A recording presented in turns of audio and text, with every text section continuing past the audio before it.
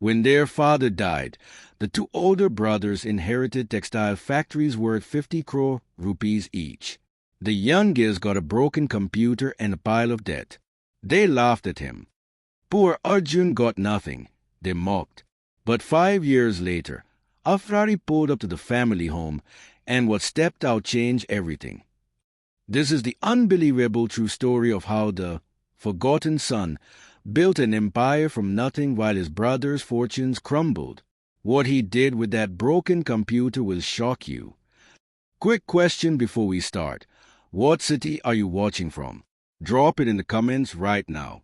And if you believe hard work beats inheritance, smash that subscribe button. Because this underdog story will restore your faith in justice. Let's begin. The lawyer's office was oppressively silent as he read the final will and testament of Rajan Mehta, textile magnate, father of 3 sons, owner of the profitable factories in Surat.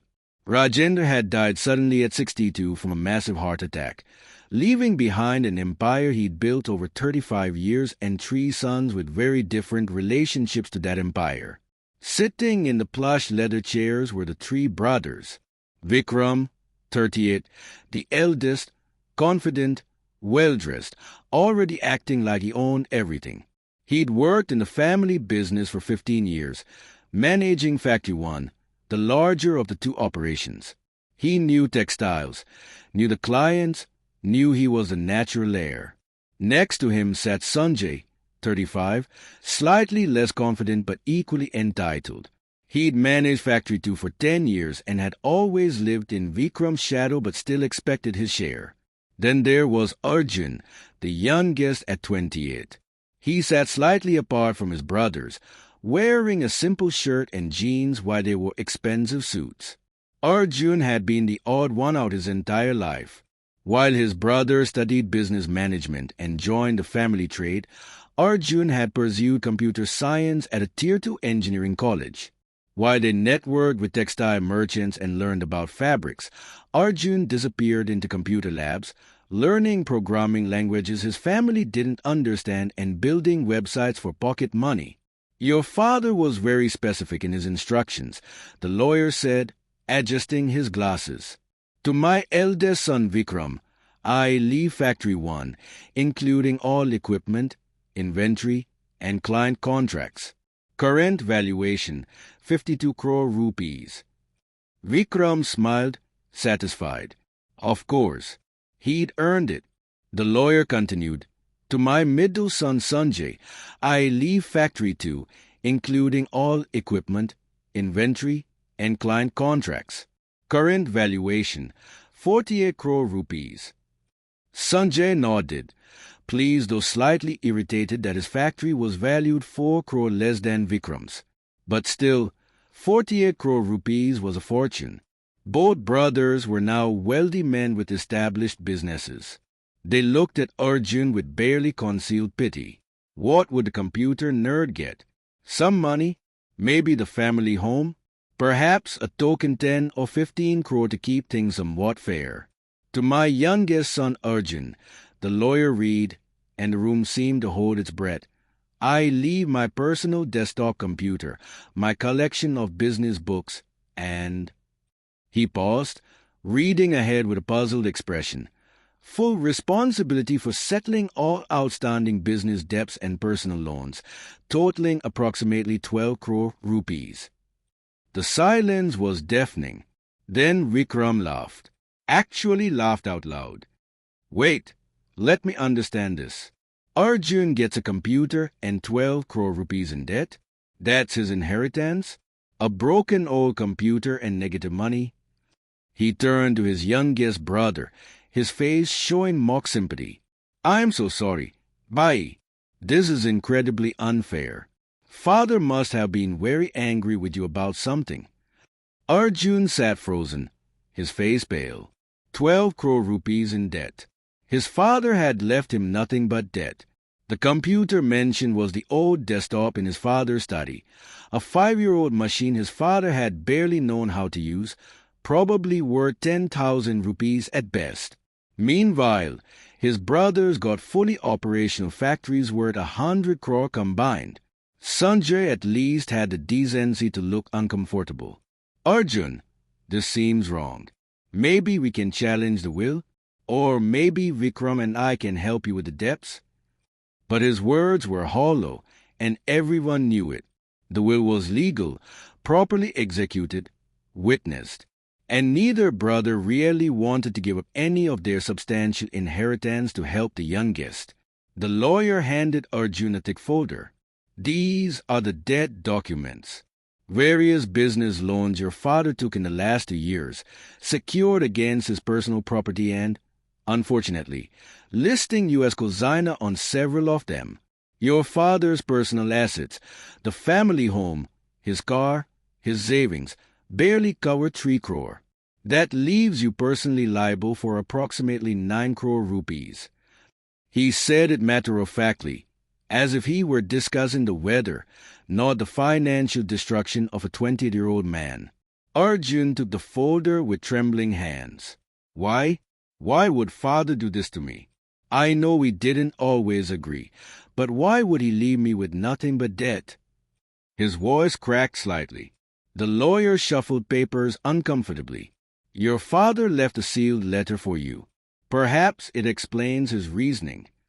He handed over an envelope with Arjun's name written in his father's handwriting.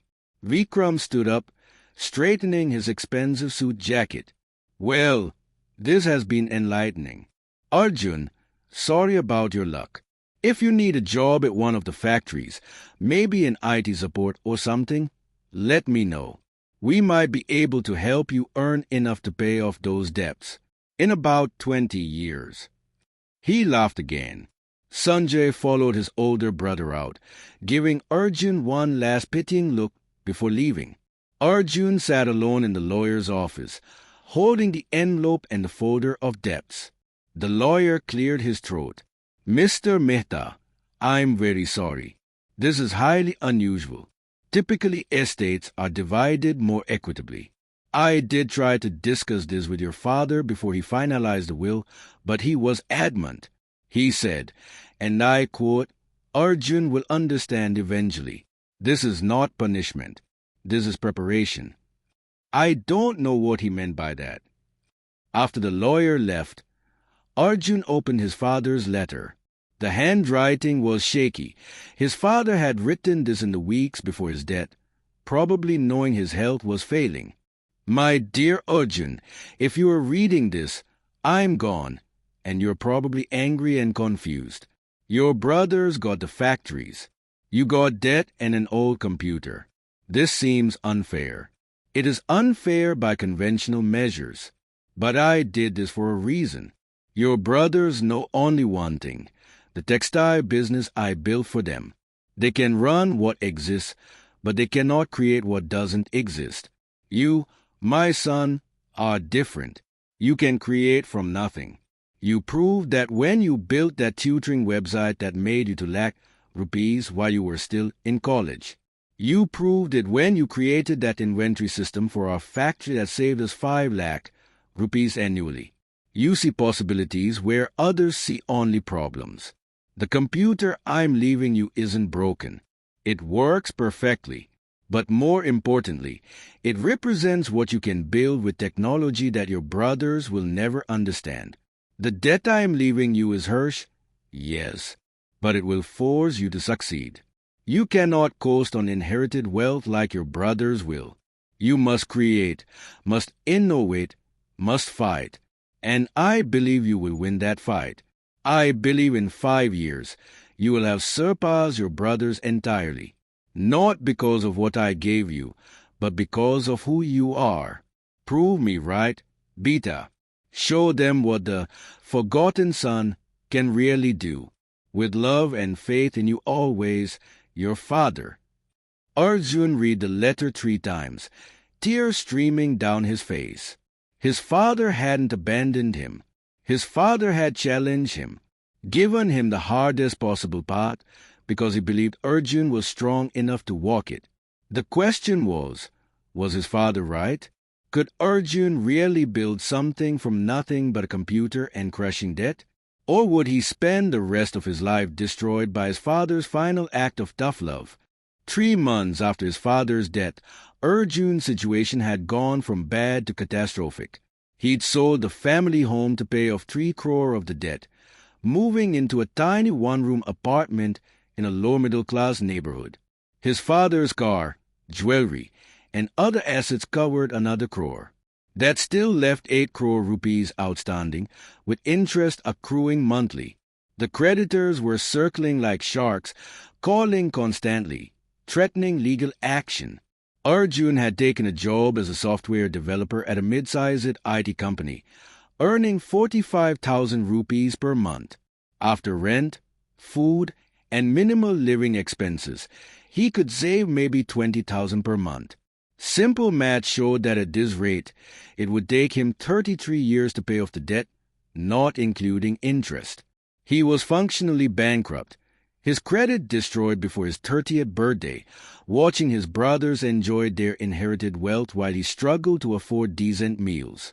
Vikram and Sanjay had offered him jobs at their factories, humiliating offers of 25,000 rupees per month for basic data entry work clearly meant more to mock than to help. Arjun had refused. He'd rather struggle independently than accept their charity laced with contempt. His brothers had taken to calling him the Pauper Prince at family gatherings, joking about his tiny apartment and his poverty while they discussed their vacation homes and luxury cars. But Arjun had something his brothers didn't: his father's computer and an idea that had been growing in his mind for years. During his college years, Arjun had noticed a massive inefficiency in India's textile industry. Small manufacturers and traders struggled to find buyers. Buyers struggled to find reliable suppliers. Everything happened through middlemen, phone calls, and personal connections. There was no centralized platform where the entire textile ecosystem could connect, trade, and manage transactions efficiently. The industry was worth billions but operated like it was still 1950. Arjun had pitched this idea to his father once, suggesting they build an online marketplace for textiles. His father had dismissed it as impractical. People in our industry don't trust computers. They want to see fabrics, touch them, deal face-to-face. But Arjun knew the younger generation of textile traders was different. They used WhatsApp for business, checked emails constantly, were comfortable with technology. The market was ready. The question was, could he build it? Every evening after his day job, Arjun would come home to his cramped apartment and work on his laptop, the old computer from his father's study, upgraded with parts he bought on credit. He taught himself advanced web development, database management, payment gateway integration, and cloud infrastructure. He lived on instant noodles and cheap tea, spending every spare rupee on learning resources and basic infrastructure for his platform. He called it Textile Connect, a B2B marketplace where manufacturers could list their products, buyers could browse and order, and all transactions would be secure and verified. Quality ratings, delivery tracking, dispute resolution, everything in one platform. It was ambitious. Maybe too ambitious for one person working alone with no capital. But Arjun had no choice. This was his only shot at escaping the crushing debt and proving his father's faith wasn't misplaced. 6 months into development, working 16-hour days between his job and his project, Arjun had a basic prototype. It was rough, buggy, missing features, but it worked. Now came the harder part, getting actual textile businesses to use it. He started with small manufacturers in Surat, the ones you small to interest big middlemen, the ones desperate for any way to reach buyers. He offered them free listing, free everything, just to get initial inventory on the platform. Most laughed at him. An app for textiles? Who's going to use this? Everyone knows everyone in this business. We don't need computers. But a few, the younger entrepreneurs, the struggling startups, agreed to try. Within 2 months, Arjun had 15 small manufacturers on the platform with about 300 product listings. Now he needed buyers. He reached out to small retailers, boutique owners, emerging fashion brands, anyone who might want direct access to manufacturers without middlemen taking cuts. The first order came on a Tuesday evening in month 8 of development.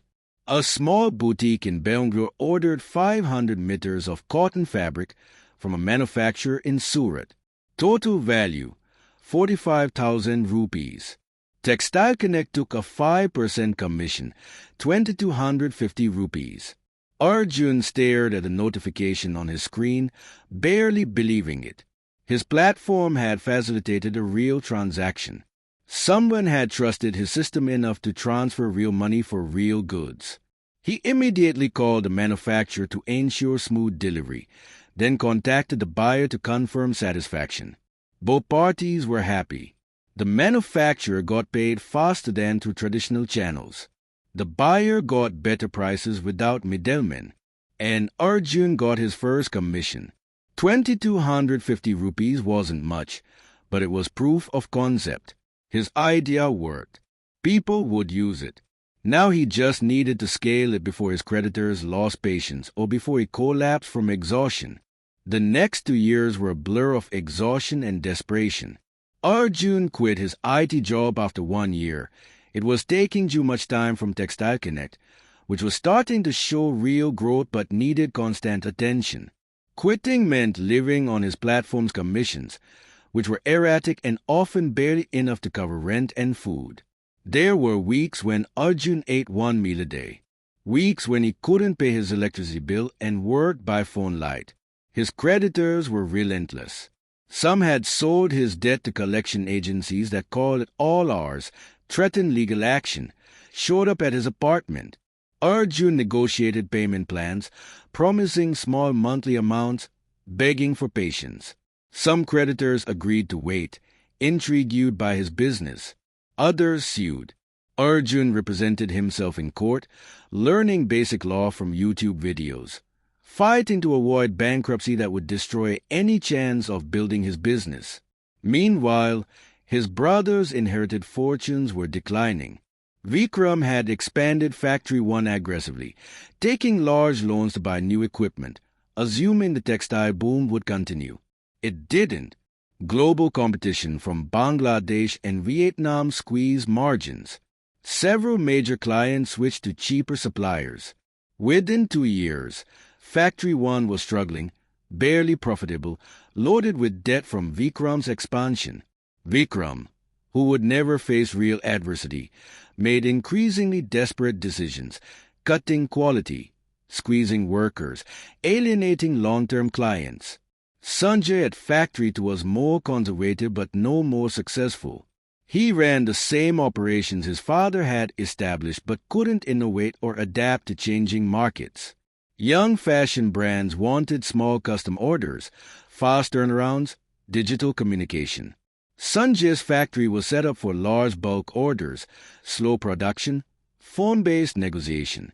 His revenue flatlined, then began declining. He blamed the economy, competition, everything except his own inability to evolve. Neither brother knew about Textile Connect's growth. Arjun never mentioned it at the rare family gatherings he attended. Why give them the satisfaction of mocking his small revenue numbers? Let them assume he was still struggling in poverty while they lived in luxury. Let them underestimate him. Meanwhile, Arjun was learning everything about the textile industry his father had never taught him, not from the factory floor, but from the data flowing through his platform. Every transaction on Textile Connect generated data: which products sold best, which price points worked, which manufacturers were reliable, which buyers paid promptly, seasonal trends, regional preferences, quality issues, delivery problems. Arjun built analytics tools to track all of it, understanding the textile market better than people who had been in it for decades. He knew which manufacturer in Surat made the best cotton prints. He knew which fabric types were trending in Bangalore versus Delhi. He knew exactly when to expect seasonal demand spikes. This knowledge let him serve his users better. When a buyer searched for a specific fabric, Textile Connect didn't just show available inventory, It recommended alternatives, suggested manufacturers known for quality, predicted delivery times based on historical data, flagged potential issues before they occurred. The platform became intelligent, valuable beyond just connecting buyers and sellers. It became indispensable. By the end of year 2, Textile Connect had 250 manufacturers and over 1,500 active buyers. Monthly transaction volume hit 5 crore rupees, generating 25 lakh rupees in commissions. After platform costs and Arjun's minimal living expenses, he was finally making progress on his debt, paying down 1 crore per year. At this rate, he'd be debt-free in 6 years. Not fast enough, but progress. But Arjun wanted more than debt freedom. His father's letter had said he'd surpass his brothers in 5 years. 3 years in, his brothers still each had factories worth 40 crore plus, minus their debts, but still substantial. Arjun had a growing platform and 6 crore rupees remaining in personal debt. By any conventional measure, he was still the poor brother, still the failure. But conventionally measure weren't accounting for something Arjun understood about technology, exponential growth. A physical factory can only grow linearly. Add machines, hire workers, increase output incrementally. But a platform can grow exponentially. Each new manufacturer made the platform more attractive to buyers. Each new buyer made it more attractive to manufacturers. Network effects were kicking in. Arjun could feel it. Textile Connect was approaching a tipping point where growth would accelerate dramatically. The question was whether he could hold on long enough to reach it. Month 37, just over 3 years since his father's death, everything changed. A mid-sized fashion brand in Mumbai, frustrated with traditional textile suppliers' slow response times and high prices, discovered Textile Connect. They placed a large order, fabrics for an entire seasonal collection worth 45 lakh rupees. The order was completed smoothly, delivered on time, quality perfect. The fashion brand was ecstatic. They posted about it on social media, tagged Textile Connect, and suddenly, Arjun's phone exploded with inquiries. Within 2 weeks, 15 new fashion brands signed up. Within a month, 40. The fashion industry in India was tight-knit. Brands talked to each other, shared suppliers, copied what worked. Textile Connect became the secret weapon everyone wanted. More brands meant more orders. More orders meant manufacturers fighting to get on the platform. Arjun had to become selective, verifying quality, checking credentials, maintaining standards. He hired his first employees, 3 people to handle customer support and verification. Revenue exploded. Month 37, 35 lakh in commissions. Month 38, 52 lakh. Month 39, 78 lakh. Arjun moved from his tiny apartment to a modest 2-bedroom flat where he could actually have an office. He bought proper equipment. He upgraded the platform's infrastructure to handle growing traffic. He paid off another 2 crore of debt in 3 months. His creditors, who had been threatening him for years, suddenly became friendly, offering to renegotiate terms, giving him space to breathe. Meanwhile, disaster was striking his brothers. Vikram's Factory 1 had taken a massive order from a European buyer, 12 crore rupees worth of high-end fabrics. Vikram had invested everything in fulfilling it, buying raw materials on credit, running the factory overtime. Then the European buyer went bankrupt, canceling the order after Vikram had already produced everything. Vikram was stuck with unsellable inventory, crushing debt, and no cash flow. Factory 1 was weeks from collapse. Sanjay's factory to face a different crisis. His largest client, which represented 40% of his revenue, switched to a competitor offering better prices. Sanjay couldn't match those prices without operating at a loss. His revenue dropped by half virtually overnight. He laid off workers, cut costs everywhere, but the math didn't work. Factory was bleeding money monthly. Sanjay was facing the real possibility of having to shut down the business his father had built. Both brothers, for the first time in their privileged lives, understood what desperation felt like. The factories they'd inherited were the combined 100 crore rupees 3 years ago, were now liabilities, anchors dragging them underwater. The wealth they'd mocked Arjun for not having was evaporating. Their luxury cars were sold. Their vacation homes were mortgaged. Their children had to switch from international schools to regular schools. The fall from privilege was brutal and fast. Arjun knew about their troubles. The textile industry was small enough that word spread. But he said nothing, did nothing.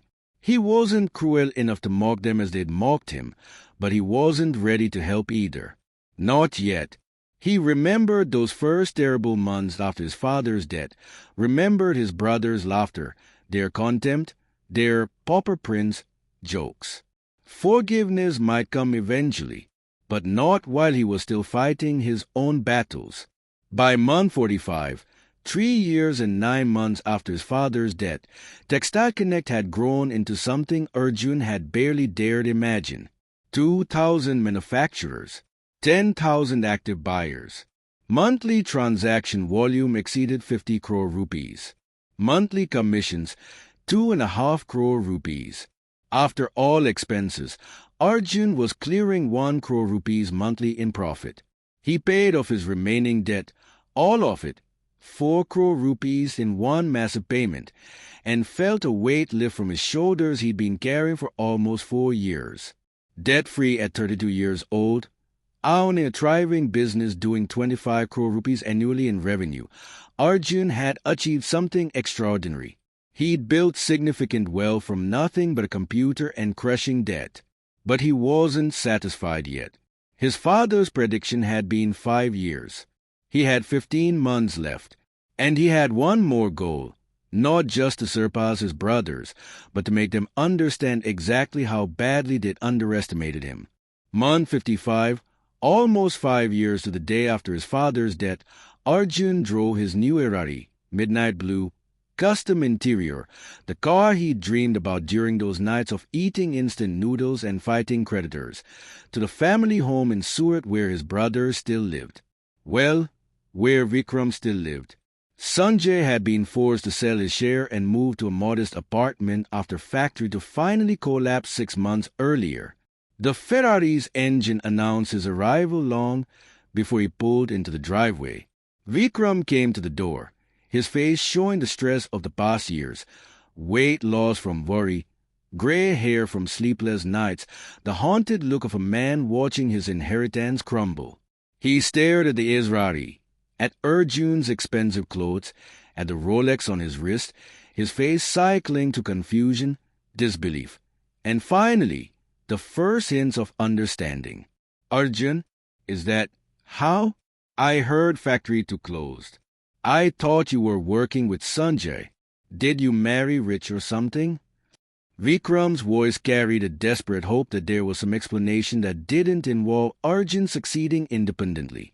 Arjun smiled, the smile of a man who had earned his satisfaction through brutal work and refused payoffs. No marriage, no lottery, no inheritance. Just that broken computer, father left me. Can I come in? I think we need to talk. Inside, Sanjay was already there. Vikram had called him when he saw the Rari, both brothers consumed with curiosity. The family home looked shabbier than Arjun remembered. Furniture sold to raise cash. No servants anymore. The wealth they'd inherited was gone, spent on failed expansion, poor decisions, and desperately trying to maintain lifestyles they could no longer afford. Both brothers looked at Arjun like he was an alien who had landed from another planet. So, Arjun began, settling into the chair where his father used to sit. Let me tell you about the last 5 years. While you two inherited factories worth 50 crore each, I inherited debt. 12 crore rupees of it. You laughed, called me the pauper prince, offered me data entry jobs.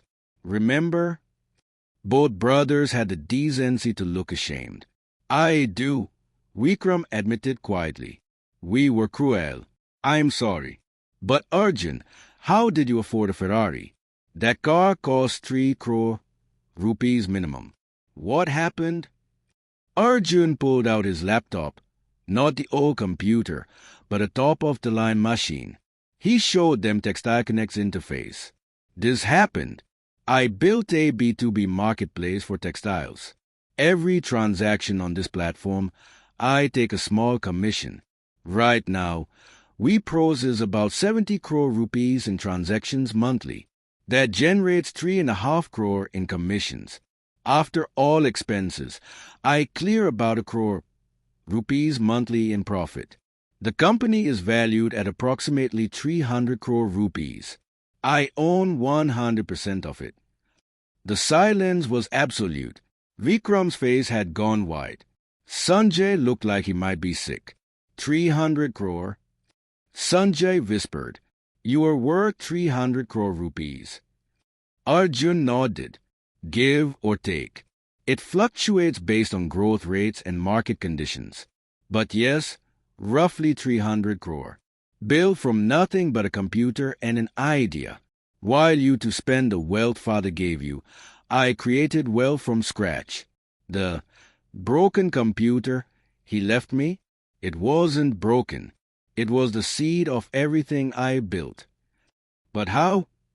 Vikram's voice cracked. We had established businesses, client relationships, equipment, everything. You had nothing. How did you surpass us so completely? Arjun leaned forward, his voice gentle but firm. Because father understood something you didn't. Inherited wealth is easy to spend and hard to grow. Created wealth is hard to build but impossible to take away. You knew how to run factories father built, but you didn't know how to build anything new. When markets changed, when competition increased, you couldn't adapt. You could only watch your inheritance dissolve. I had no choice but to adapt, Arjun continued. I had to create or die. That desperation, that necessity, it forced me to innovate, to take risks, to work harder than I'd ever worked. Father's unfair, what was actually the greatest gift he could have given me. It forced me to become someone who creates value instead of someone who merely inherits it. You got money. I got hunger. Turns out hunger is worth more. Vikram slumped in his chair. So you came here to gloat? To show us how badly we failed while you succeeded? Fine. You've made your point. We underestimated you. We mocked you. You won. Congratulations. There was bitterness in his voice, but also defeat. Arjun shook his head. I didn't come here to gloat. I came here with a proposal. Both your factories are failing. Factory 1 is barely operational. Factory 2 is closed. But the physical infrastructure, the buildings, equipment, location, still has value. Not for traditional textile manufacturing, but for something else. He pulled up another presentation on his laptop. Textile Connect needs fulfillment centers, warehouse where we can store inventory, quality check products, handle logistics. Your factories are perfectly positioned in Surat, the heart of India's textile industry. I'm offering to buy both properties. Factory 1, I'll offer 12 crore rupees. Factory 2, 10 crore. That's fair market value, enough to clear your debts and give you both a fresh start with some capital left over. Both brothers stared at Arjun, processing his offer. It was generous, more than either factory was worth in their current deteriorated condition. But it also meant admitting complete defeat, selling what their father had built to the brother they'd considered worthless. Vikram spoke first, his voice heavy. If we sell to you, we have nothing left. No business, no legacy, nothing to show for father's 40 years of work. Arjun leaned back, choosing his words carefully. You have nothing left anyway. Your factories are dying. In 6 months, they'll be worthless, foreclosed by banks, sold at auction for a fraction of what I'm offering. I'm giving you a dignified exit and enough capital to start over, if you're willing to actually work for it this time. But there's more. I'm not just offering to buy your factories. I'm offering you both jobs. Jobs? Sanjay looked confused. Working for you? Doing what? Arjun smiled slightly. Working in the textile industry. You both supposedly know so well. Textile Connect is growing faster than I can manage alone. I need people who understand traditional textile manufacturing, who know the suppliers, who can verify quality, who can train our team. I need operations managers. I'm offering you both positions, 50 lakh rupees annual salary, performance bonuses, and if you prove yourself over 2 years, equity in the company. The irony wasn't lost on anyone. 5 years ago, they'd offered Arjun menial jobs at 25,000 per month. Now he was offering them real positions at 4 lakh per month. Why? Vikram asked, his voice barely above a whisper. Why would you help us after how we treated you? We mocked you, abandoned you, laughed at your struggles. Why not just let us fail completely? Arjun was quiet for a moment, thinking about his father's letter, about those brutal years of struggle, about what he'd learned. Because father's letter told me something important. He said you two knew how to run what exists, but I could create what doesn't exist. He was right. But now I've created something that exists, and it needs to be run. You have skills I need, even if you don't have the skills father thought most important. And because... He paused. Because you are still my brothers. I don't forget the mockery, but I also don't forget that we are family. Father wanted me to surpass you. I have. But he never wanted me to destroy you. Sanjay had tears in his eyes. We don't deserve this generosity. We deserve to fail after how we treated you. Arjun nodded. Maybe. But success isn't about what people deserve. It's about what you build despite what you were given. I was given debt and mockery. I built an empire. You were given factories and privilege. You lost them. Those are just facts, not moral judgments. The question now is, what do you build from here? Do you take my offer, work hard, and rebuild your dignity? Or do you refuse out of pride and watch everything disappear completely? Vikram and Sanjay looked at each other, a lifetime of brotherhood and competition and shared history passing between them. Finally, Vikram spoke. We'll take your offer. Both parts, selling the factories and taking the jobs. But Arjun, I need you to know, I'm genuinely sorry for how we treated you. Not just sorry we were wrong about you succeeding. Sorry for the cruelty, the mockery, the contempt. You didn't deserve any of it. And watching you succeed hasn't just been humbling. It's been instructive.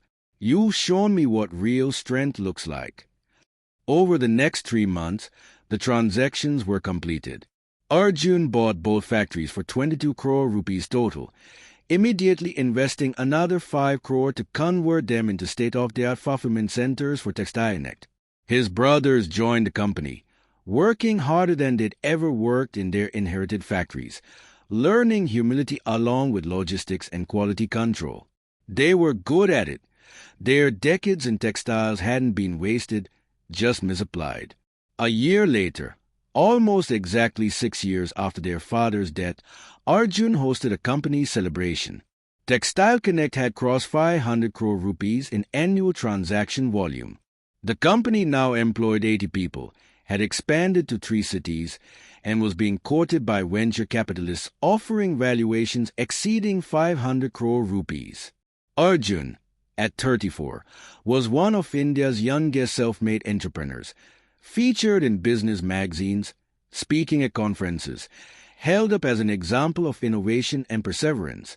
At the celebration, Arjun asked his brothers to join him on stage.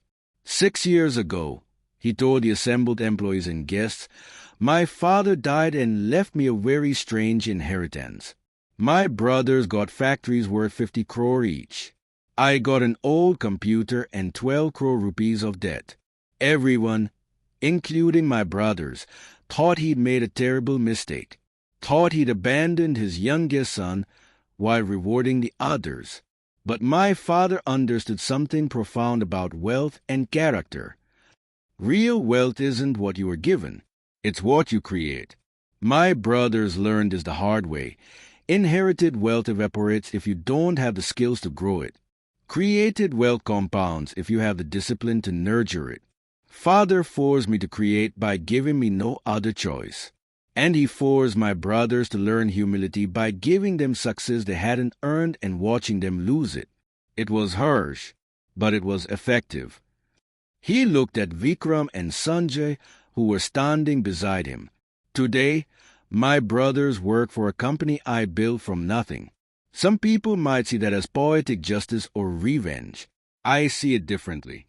I see two talented men who had to lose everything to find out who they really were, who had to work for someone else to learn what work really means, and who are now building something genuinely valuable with their labor instead of just maintaining something they inherited.